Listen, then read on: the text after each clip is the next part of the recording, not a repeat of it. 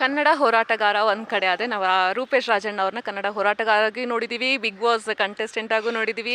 ಇಲ್ಲಿ ಹೊರಗಡೆ ಇದ್ದಂತಹ ರೂಪೇಶ್ ರಾಜಣ್ಣ ಅವರು ಒಳಗಡೆ ಇರಲಿಲ್ಲ, ಫುಲ್ ಬೇರೆ ಥರದ್ದು ನೋಡಿದ್ವಿ. ಸೊ ಅದೇ ಒಂದು ನೇಚರ್ ಇವಾಗೂ ಮುಂದುವರ್ಸ್ಕೊಂಡ್ ಬಂದಿದ್ದೀರಾ, ಮತ್ತೆ ಬ್ಯಾಕ್ ಟು ಪೆವಿಲಿಯನ್ ಅನ್ನಂಗೆ ಮತ್ತೆ ನಿಮ್ಮ ಹೋರಾಟನೇ ಆಗಿರ್ಬೋದು ಅದೇ ಇತ್ತು. ಅವೆಲ್ಲ ನೋಡಿ ಅದನ್ನೇ ಹೇಳೋದು, ಬಿಗ್ ಬಾಸ್ ಅಂತಕ್ಕಂಥ ಒಂದು ಅದ್ಭುತವಾದ ವೇದಿಕೆಯಲ್ಲಿ ನಮ್ಮದೇ ಒಂದಷ್ಟು ಸಖತ್ತಾಗಿ ನಾನು ಕಾಮಿಡಿ ಮಾಡ್ತಿದ್ದೆ. ಮನೇಲೂ ಮಾಡ್ತೀನಿ, ಈಗಲೂ ಚೆನ್ನಾಗಿ ಮಾತಾಡ್ತೀನಿ. ನಾವು ಹೊರಗಡೆ ಇದ್ದಾಗಲೂ ನನಗೆ ಏನು ಅಂತಂದರೆ ನಂದೊಂದು ಸಿದ್ಧಾಂತ ಇದೆ ಮೇಡಮ್. ನಂದೇನಂದರೆ ನಾವು ನಗಬೇಕು, ನಮ್ಮ ಜೊತೆಲಿರೋರನ್ನ ನಗಿಸ್ಬೇಕು, ಆ ಥರ ಒಂದು ಯೋಚನೆ. ಹೋರಾಟದಲ್ಲಿ ಇದ್ದಾಗಷ್ಟೇ ನಾವು ಉಗ್ರವಾಗಿ ಕೋಪವಾಗಿ ಕಾಣಿಸೋದು, ಅದನ್ನು ಬಿಟ್ಟು ನೀವು ಕಟ್ ಮಾಡಿ ನೋಡಿದ್ರೆ ಖುಷಿಯಾಗಿರ್ತೀವಿ ಆ ಸಂದರ್ಭದಲ್ಲಿ. ಸೊ ಮೀನ್ಸ್ ಬಿಗ್ ಬಾಸ್ ಹೋಗಿದ್ದು ಬಂದಮೇಲೆ ಜನರಿಗೆಲ್ಲ ಗೊತ್ತಾಗ್ಬಿಟ್ಟಿದೆ ನಮ್ಮ ಬಗ್ಗೆ, ನಾವು ಇನ್ನೇನು ಹೇಳೋದು ಬೇಕಾಗಿಲ್ಲ, ಎಲ್ರಿಗೂ ಗೊತ್ತು. ಹೋದಾಗ ಗುರುಜಿ ಜೊತೆ ಭಯಂಕರ ಫ್ರೆಂಡ್ಶಿಪ್ ಐತೆ. ಅದೇ ಅವ್ರು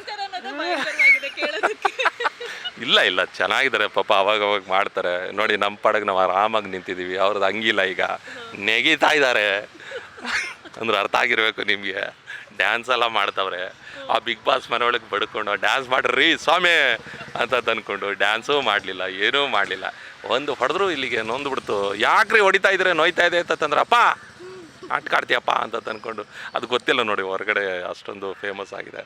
ಆಮೇಲೆ ಸಖತ್ತು ಈ ಫ್ಯಾಮಿಲಿ ಆಡಿಯನ್ಸ್ನ ಸಿಕ್ಕಾಬಟ್ಟೆ ನಾವು ಎಂಟರ್ಟೈನ್ ಮಾಡೋದು ಸಖತ್ತಾಗಿದೆ. ಅಂದರೆ ಎಲ್ಲೋ ಯಾವುದೂ ಸಹ ನಾವೇನು ಅಲ್ಲಿ ಅಂದ್ಕೊಂಡಿರೋದಲ್ಲ, ನಮ್ಗಲ್ಲ ಆ ಸಂದರ್ಭದಲ್ಲಿ ಅದನ್ನು ಅಡುಗೆ ಮಾಡಿದ್ದೆ. ನೀವೆಲ್ಲರೂ ನೋಡಿರ್ಬೋದು ಬಿಗ್ ಬಾಸ್ ಮನೆ ಒಳಗೆ. ಜೀವನದಲ್ಲಿ ಯಾವತ್ತೂ ಅಡುಗೆ ಮನೆ ಒಳಗೆ ಹೋಗಿ ಅಡುಗೆ ಮಾಡಿದಂಥವ್ರಲ್ಲ.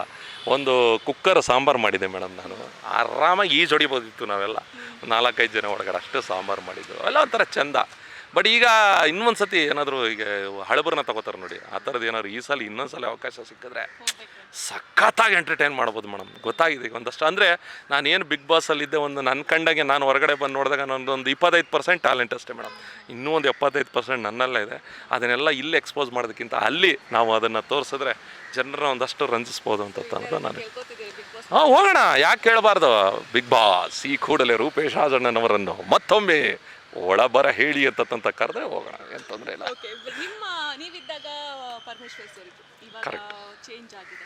ಸೊ ನಿಮ್ಮ ಸೀಸನ್ ಮತ್ತು ಈ ಸೀಸನ್ ಏನು ಡಿಫ್ರೆನ್ಸ್? ನಮ್ಮದು ಈ ಸೀಸನ್ನು, ನಮ್ಮ ಸೀಸನ್ ಅಂದರೆ ಒಂಥರ ಸ್ಟ್ಯಾಂಡರ್ಡ್ ಆಗಿತ್ತು, ಒಂಥರ ಏನೋ ಕಾಮಾಗಿ. ಜಗಳ ಆದರೂ ವ್ಯಾಪ್ತಿ ಮೀರ್ತಿರ್ಲಿಲ್ಲ.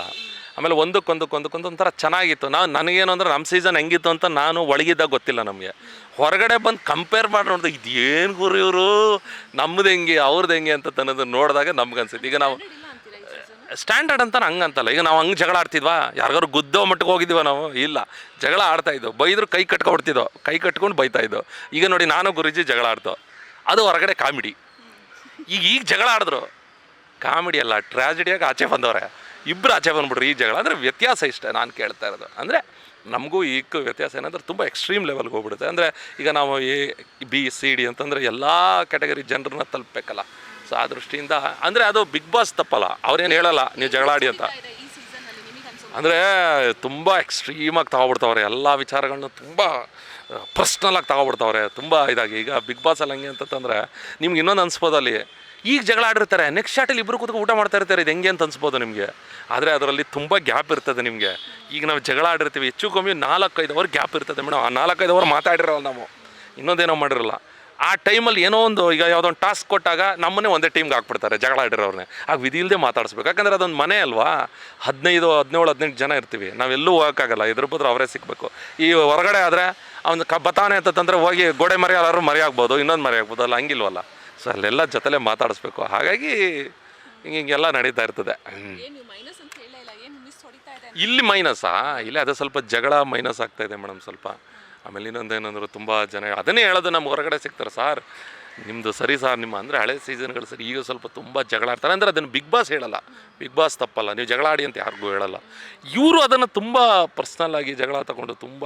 ಆಮೇಲೆ ನಮ್ಮ ಸೀಸನಲ್ಲಂತ ಈಗ ನೋಡಿ, ಒಂದು ಟಾಸ್ಕ್ ಆಡ್ಬೇಕಾದ್ರೆ ಯಾರನ್ನು ಕೈ ಕಾಲು ಎತ್ಕೊಂಡು ತೊಗೊಂಡೋಗಿ ಗೋಡೆ ಗುದ್ದೋದು ಅವೆಲ್ಲ ನಾವು ಮಾಡ್ತಾನೆ ಇರಲಿಲ್ಲ. ನಮ್ಮದು ನಾವು ಕೇರ್ ಮಾಡಿಕೊಂಡು ಅವ್ರನ್ನೂ ಸ್ವಲ್ಪ ನೋಡಿಕೊಂಡು ನಮ್ಮದೇನಿದೆ ಮಾತಾಡೋಣ, ಇನ್ನೊಂದೇನೋ ಮಾಡೋಣ. ಈಗ ನೀವು ನೋಡಿದ್ರಲ್ಲಪ್ಪ, ಎತ್ಕೊಂಡು ಇನ್ನು ಸ್ವಲ್ಪ ಗ್ಲಾಸ್ ಓಪನ್ ಮಾಡಿ ಆಚೆನೇ ಬಂದ್ಬಿಡ್ತಾರೇನೋ, ಆ ರೀತಿ ಜಗಳ ಆಡ್ತಾವ್ರು. ಈಗ ನೋಡಿ ಜಗಳ ಆಡಿ ಆಚೆ ಬಂದುಬಿಟ್ರು. ನನ್ನ ಪ್ರಕಾರ ಮೊದಲು ಹುಚ್ಚ ವೆಂಕಟ್ ಅವರು ಒಂದು ಸತಿ ಆ ಥರ ಹೊಡೆದು ಆಚೆ ಬಂದಿದ್ದು ಬಿಟ್ಟರೆ ಇದೇ ಸೀಸನ್, ಇನ್ನು ಯಾವ ಸೀಸನ್ಲೂ ಆ ಥರ ಆಗಿಲ್ಲ. ಅಂದರೆ ಕಂಟೆಸ್ಟೆಂಟ್ಗಳು ಸ್ವಲ್ಪ ಅದನ್ನು ನೋಡಿಕೊಂಡು ವರ್ತನೆ ಮಾಡಬೇಕು. ಈಗ ನಾನು ಏನು ಹೇಳಿದ್ರು ಅದು ಅವ್ರಿಗೆ ತಲುಪಲ್ಲ. ಯಾರಿಗೆ? ಒಳಗಡೆ ಇರೋರಿಗೆ. ಹೊರಗಡೆಯವರು ಕರೆಕ್ಟ್ ನನ್ನ ಅಭಿಪ್ರಾಯ ಕರೆಕ್ಟ್ ಇದೆ ಸರ್ ಅಂತಂತ ಅನ್ಕೋಬೋದು. ಅವ್ರು ಹೊರಗಡೆ ಬಂದು ನೋಡಿದ ಮೇಲೆ ಆ ಥರ ಅನಿಸ್ಬೋದು ಅವ್ರಿಗೆ. ತ್ರಿವಿಕ್ರಮು ಇಷ್ಟ ಆಗ್ತಾರೆ ನನಗೆ, ಹನುಮಂತನೂ ಇಷ್ಟ ಆಗ್ತಾನೆ, ಆಮೇಲೆ ಐಶ್ವರ್ಯ ಹುಡುಗಿ ಒಂಥರ ಏನೋ ಒಂಥರ ಇಷ್ಟ ಆಗ್ತಾಳೆ ಹೆಣ್ಮಡ್ಲು. ಆಮೇಲೆ ಇಲ್ಲಿ ಹೆಂಗೆ ಗೊತ್ತಾ ಮೇಡಮ್ ಬಿಗ್ ಬಾಸ್ ಅಂತಂದರೆ, ನಿಮಗೆ 2 ದಿನದ ಮುಂಚೆ ಇಷ್ಟ ಹಾಕಿದಂಥ ವ್ಯಕ್ತಿ ಒಂದು ಮಾತು ಅಥವಾ ಒಂದು ಸನ್ನಿವೇಶದಲ್ಲಿ ಅವನ ವಿರುದ್ಧ ಇದ್ದಕ್ಕಿದ್ದಂಗೆ ನಿಮ್ಮ ಭಾವನೆ ಒಪಿನಿಯನ್ಗಳು ಚೇಂಜ್ ಆಗ್ತಾ ಹೋಗುತ್ತೆ.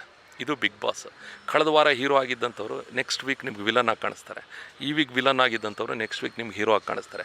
ಒಂದು ಸನ್ನಿವೇಶಗಳು ಅಥವಾ ಯಾವುದೋ ಒಂದು ಮಾತುಗಳು ನಿಮ್ಗೆ ಇದ್ದಕ್ಕಿದ್ದಂಗೆ. ನೋಡಿ, ಜಗದೀಶ್ ಅವರು 2ನೇ ವಾರ ಸಖತ್ ಹಾಕೊಂಡ್ರು, 3ನೇ ವಾರ ಆಚೆ. ಅರ್ಥ ಆಗ್ತಾ ಇದೆ ನಿಮ್ಗೆ ಅನ್ಕೋತೀನಿ. ಅಂದರೆ ಇಷ್ಟೇ. ಈಗ ಮಂಜಣ್ಣ ಒಂದು ವಾರ ಹಿಂಗೆ ಕಾಣಿಸ್ತಾರೆ, ಒಂದು ವಾರ ಹಂಗೆ ಕಾಣಿಸ್ತಾರೆ. ನೋಡಿ, ಹುಡುಗಿ ಮೋಕ್ಷಿತನ ಏನೋ ಮೋಕ್ಷಿತ ಫಸ್ಟ್ 2 ವಾರ ಸಖತ್ತಾಗಿ ಬಿಡ ಮಾತಾಡ್ತಾರೆ. ಈಗ ನೋಡಿ, ನೆನ್ನೆ ಅದೇನೋ ನಾನು ಬರಲ್ಲ, ನಾನು ಹೋದ್ರೂ ಪರವಾಗಿಲ್ಲ ಹಾಗೂ ಜನರಿಗೆ ಓಟ್ ಹಾಕಿರೋರಿಗೆ ನಾವೇನು ಬೆಲೆ ಕೊಟ್ಟಂಗೆ ಆಯ್ತದು. ಸೊ ಈ ಥರದ್ದು ನಾವು ಮಾಡಿದ್ದೀವಿ, ಇಲ್ಲ ಅಂತ ಹೇಳ್ತಾ ಇಲ್ಲ. ಬಟ್ ನಾವು ಸರಿಪಡಿಸ್ಕೊಬಿಡ್ತಿದ್ದು ಆಗಲ್ಲ ಇಮಿಡಿಯೇಟ್. ಬೇಡಪ್ಪ, ನಮ್ಮನ್ನು ಪ್ರೀತಿ ಮಾಡೋವಂಥವ್ರು ಕೋಟ್ಯಾಂತರ ಜನ ಇದ್ದಾರೆ, ಅವ್ರಿಗೋಸ್ಕರ ನಾವು ಮಾಡಬೇಕಂತ. ಬಟ್ ಈ ಥರ ಒಂದಷ್ಟು ಸನ್ನಿವೇಶಗಳು ಈಗ ಹೇಳೋಕ್ಕಾಗಲ್ಲ. ಮೋಕ್ಷಿತ ಹೆಂಗಿದಾರಲ್ವಾ, ನೆಕ್ಸ್ಟ್ ವೀಕ್ ಎಗೈನ್ ಹೀರೋ ಥರ ಕಾಣಿಸ್ಬೋದು. ಹಂಗೆ ಬಿಗ್ ಬಾಸಲ್ಲಿ ಏನು ಹೇಳೋದಕ್ಕಾಗಲ್ಲ. ಸೊ ನನಗೆ ಫೇವ್ರೇಟ್ ಒಂದಷ್ಟು ಈ ಥರದ ಒಂದಷ್ಟು ಜನ ಕಾಣಿಸ್ತಾರೆ. ಇವಾಗ ಎಲ್ಲ ಬಿಗ್ ಬಾಸ್ ಕಂಟೆಸ್ಟೆಂಟ್ ಒಂದು ಕಡೆ ಆದರೆ ಜಗದೀಶ್ ಅವರು ಒಂದು ಕಡೆ ಆಗಿರೋ, ಯಾರು ಮಾಡದೇ ಇರೋದು, ಯಾರು ಅಂದೇ ಇರೋದು, ಎಲ್ಲ ಅಂದ್ಬಿಟ್ಟು ಮುಗಿಸ್ಬಿಟ್ಟು ಮನೆಯಿಂದ ಆಚೆ ಬಂದಿರೋದು. ಸೊ ಅವ್ರ ಬಗ್ಗೆ ನೀವೇನು ಹೇಳಕ್ಕೆ ಇಷ್ಟಪಡ್ತೀರಾ? ಜಗದೀಶ್ ಅವ್ರ ಬಗ್ಗೆನಾ?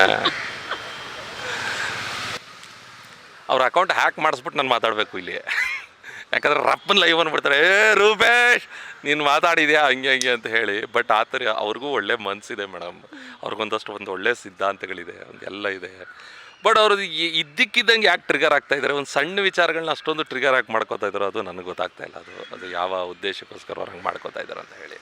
ಬಟ್ ಅವ್ರು ಒಳಗಡೆ ಇದ್ದಾಗಲೂ ಒಂದು ವಾರ ಅದೇ ಒಂದು ವಾರ 2 ವಾರ ಅವರು ಆ ರೀತಿ ಕಂಡ್ರು. ಅದಾದಮೇಲೆ ಇದ್ದಕ್ಕಿದ್ದಂಗೆ ಅವರು ಬೇರೆ ರೀತಿಯ ಸ್ಟೇಟ್ಮೆಂಟ್ಗಳ ಮುಖಾಂತರ ಇದು ಮಾಡಿಕೊಂಡ್ರು. ಮತ್ತು ಹೊರಗಡೆ ಬಂದಮೇಲೆ 1-2 ವಾರದಲ್ಲಿ ದೊಡ್ಡ ಹೆಸರನ್ನ ಮಾಡಿದ್ರು ಮೇಡಮ್. ನನ್ನ ಕಣ್ಣಂಗೆ ಆ ದೊಡ್ಡ ಹೆಸರನ್ನ ಸರಿಯಾದ ರೀತಿಯಲ್ಲಿ ಬಳಕೆ ಮಾಡಿಕೊಂಡು ಸರಿಯಾದ ರೀತಿಯಲ್ಲಿ ಜನ ಇಷ್ಟಪಟ್ಟಿರೋಂಥ ಜನರಿಗೆ ಆ 2ನೇ ವಾರ ಇದ್ದಾರಲ್ಲ, ಹಂಗೆ ಇದ್ಬಿಟ್ರೆ ನೀವು ಹೊರಗಡೆ ಇನ್ನೂ ಸಖತ್ ಇಷ್ಟ ಆಗ್ತೀರ ಅಂತ ಅನ್ನೋದು ನನ್ನ ಒಂದು ಮನವಿ ಅವ್ರಿಗೆ. ಕೊನೆಯದಾಗಿ ಕನ್ನಡ ಹೋರಾಟ ಒಂದು ಕಡೆ ಆದರೆ ನಿಮ್ಮ ಪರ್ಸ್ನಲ್ ಲೈಫಲ್ಲಿ ನೀವು ಯಾವ ಥರ ಇರ್ತೀರ ಅಂತ ಹೇಳ್ತೀವಿ. ಬಟ್ ಎಲ್ಲೋ ಒಂದು ಮೂವಿ ಆಪ್ಷನ್ಸ್ ಎಲ್ಲ ಬರ್ತಾ ಹೌದು. ಮೊನ್ನೆ ಒಂದು ಪೋಸ್ಟ್ ಹಾಕಿದ್ದೀನಿ ನೋಡಿ, ಕನ್ನಡಕ ಹಾಕ್ಕೊಂಡು ಶರ್ಟ್ ಹಾಕ್ಕೊಂಡು ಪಂಚೆ ಹಾಕ್ಕೊಂಡು. ಯಾಕೆ ಮಾಡಬಾರ್ದು ನಾವು ಮೂವಿಗಳು? ನಾನು ಕಲಾವಿದ್ದೆ ಮೇಡಮ್. ಈ ಮುಂಚೆ ನಾವು ಕಾಲೇಜಲ್ಲಿದ್ದಾಗೆಲ್ಲ ನಾಟಕ ಗೀಟಕ ಎಲ್ಲ ಮಾಡ್ತಾಯಿದ್ದೆ ಕಾಲೇಜ್ಗಳಲ್ಲಿ ಒಂದಷ್ಟು. ಆಮೇಲೆ ನಾನು ಆರ್ಕೆಸ್ಟ್ರಾದಲ್ಲಿ ಸಿಂಗರ್ ಕೂಡ ಆಗಿದೆ, ಒಳ್ಳೆ ಮಿಮಿಕ್ರಿ ಮಾಡ್ತೀನಿ ನಾನು. ಮೇಲಾಗಿ ಬಂದು ಒಂದಷ್ಟು ಅಭಿನಯದ ಬಗ್ಗೆ ನಮ್ಮ ಕಾಳಜಿ ಇರೋದ್ರಿಂದ ಒಂದು ಒಳ್ಳೊಳ್ಳೆ ಪ್ರಾಜೆಕ್ಟ್ಗಳು ಬಂದಿದೆ ಮಾಡಿ ಅಂತ ಹೇಳಿ. ಮಾಡಿ ಸರ್ ನಿಮಗೆ ಇದು ಆಗುತ್ತೆ. ಆಮೇಲೆ 1-2-3 ಆಲ್ರೆಡಿ ಚಿತ್ರಗಳು ಮಾಡಿದ್ದೀನಿ ನಾನು.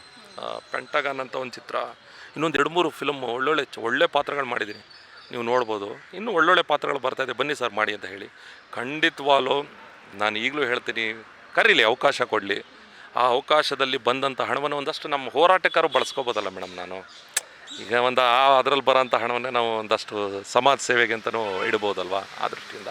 ಸೊ ಹಾಗಾಗಿ ಒಳ್ಳೆ ಕಲಾವಿದ ಒಳಗಡೆ ಇದ್ದಾನೆ, ತೆಗಿಬೇಕು ನೀವು. ನಾನು ಈಗಲೂ ಹೇಳ್ತೀನಿ, ಯಾರೋ ಹೊಸ ಚಿತ್ರಗಳನ್ನ ಮಾಡ್ತಾಯಿರೋರು ನೀವು ಕರೆದು 1-2-3 ಸೀನ್ ನೀವು ಮಾಡಿಸಿ, ನಿಮಗೆ ಗೊತ್ತಾಗುತ್ತೆ ನನ್ನ ಪೊಟೆನ್ಷಿಯಲ್ ಏನು. ಅವಂಗನ್ಬಿಟ್ಟು ನಾವೇನು ಎಕ್ಸ್ಟ್ರಾಡಿನರಿ ಅಂತಂತಲ್ಲ, ಬಟ್ ಏನು ಇರೋದ್ರಲ್ಲಿ ಪರವಾಗಿಲ್ಲಪ್ಪ, ನಿಮ್ಗೊಂದು ಯಾವ್ದಾದ್ರು ಒಂದು ಪಾತ್ರ ನೀವು ಕೊಟ್ಟರೆ ಪಾತ್ರಕ್ಕೆ ನ್ಯಾಯ ಕೊಡೋವಂಥ ಕೆಲಸವನ್ನು ನಾನು ಮಾಡ್ತೀನಿ. ಮೇಲಾಗಿ ನನಗೆ ಹೀರೋ ಇಷ್ಟ ಆಗಲ್ಲ, ವಿಲನ್ನು, ಪೊಲೀಸು ಅಂತ ಆ ಥರ ಒಂಥರ ಏನೋ ಒಂಥರ ಇಡೀ ಸಿನಿಮಾಕ್ಕೆ ಒಂದು ಟ್ವಿಸ್ಟ್ ಕೊಡೋವಂಥ ಕ್ಯಾರೆಕ್ಟ್ರು ಆ ಥರದ್ದು ಯಾವ್ದಾರು ಇದ್ದರೆ ಖಂಡಿತವಲ್ಲೂ ನಾನು ಮಾಡ್ತೀನಿ. ಒಂದು ಕ್ಯೂರಿಯಾಸಿಟಿ ಇದೆ ನನಗೆ. ಸಪೋಸ್ ನಿಮ್ಮಲ್ಲಿರೋ ಕಲಾವಿದ ಹೊರಗೆ ಬಂದು ನೀವು ಫುಲ್ ಬ್ಯುಸಿಯಾಗಿ ಆ್ಯಕ್ಟರ್ ಆಗಿರ್ತೀರಾ, ಇಲ್ಲಿ ಸ್ಟ್ಯಾಂಡಲ್ಲಿ ಬ್ಯುಸಿ ಆಗ್ತೀರಾ, ನಿಮ್ಮ ಒಂದು ಕಲೆನ ನೋಡಿ ಬೇರೆ ಭಾಷೆಗಳು ನಮ್ಮ ಭಾಷೆ ಬಂದು ಫಿಲ್ಮ್ ಮಾಡುವಂತಂದ್ರೆ ನೀವೇನು ಹೇಳ್ತೀರಾ ಅಂತ? ಕನ್ನಡವೇ ಸತ್ಯ, ಕನ್ನಡವೇ ನಿತ್ಯ. ನಾವು ಅಲ್ಲಿವರೆಗೆಲ್ಲ ಯೋಚನೆ ಮಾಡಿಲ್ಲ ಮೇಡಮ್. ತೆಂಗಿನ ಮರ ಹತ್ತಿಸ್ತಾ ಇದ್ದೀರಾ?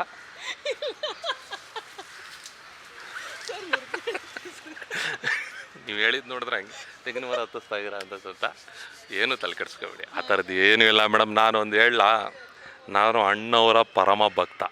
ಅವ್ರು ಹಾಕ್ಕೊಟ್ಟಿರೋ ದಾರಿ, ಅವರ ಒಂದು ಇದರಲ್ಲಿ ಇರೋ ಅಂತಾರೆ ಕನ್ನಡದ ಬಗ್ಗೆ ನಮಗೆ ಇಷ್ಟೊಂದು ಪ್ರೇರಣೆ. ಅವರೇ ಏನೇ ಮಾಡಿದ್ರು, ಅವ್ರು ಏನು ಮಾಡಿದ್ರು, ಕಡೆವರೆಗೂ ಕನ್ನಡಕ್ಕಾಗಿ ಇದ್ರು. ನಾವು ಹಾಗೆ, ನಾವೇನು ದೊಡ್ಡ ಹೀರೋ ಇನ್ನೊಂದು ಏನಿಲ್ಲ ಮೇಡಮ್, ಸಣ್ಣ ಪುಟ್ಟ. ಒಂದು ಕ್ವೆಶ್ಚನ್ ಬರುತ್ತೆ, ಅಂದರೆ ಇವಾಗ ಕನ್ನಡಿಗರು ಇಲ್ಲ ಮೇಡಮ್, ಯಾರು ಹೇಳ್ದವ್ರು? ನೋ ವೇ, ಛೇ ಇಲ್ಲ, ನೋ ವೇ. ಅಂಬರೀಷ್ ಅಣ್ಣ ಹೇಳ್ತಾರಲ್ಲ, ಏನಿಲ್ಲ ಮೇಡಮ್ ಆ ಥರ. ನಾವೇನು ಹೋಗಿ ಮಾಡ್ಬಿಟ್ಟ ತಕ್ಷಣ ಅಂತಂತ ಹೇಳಲ್ಲ.